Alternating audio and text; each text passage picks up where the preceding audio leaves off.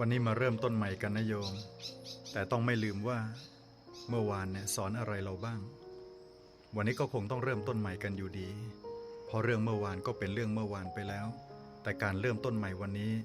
ต้องเอาเรื่องเมื่อวานมาเตือนใจตัวเองว่ามันสอนอะไรเราบ้างถ้ามันผิดพลาดไปก็คงจะต้องตั้งหลักใหม่มีวิธีคิดใหม่อย่าไปใช้คำว่ามันพลาดหรือมันล้มเหลวแต่เราเจอวิธีที่มันไม่ใช่เมื่อวานมันต้องมีวิธีที่ใช่กว่าเอาเรื่องเมื่อวานมาเตือนใจว่าวันนี้ก้าวยังไงจะไม่พลาดเหมือนเมื่อวาน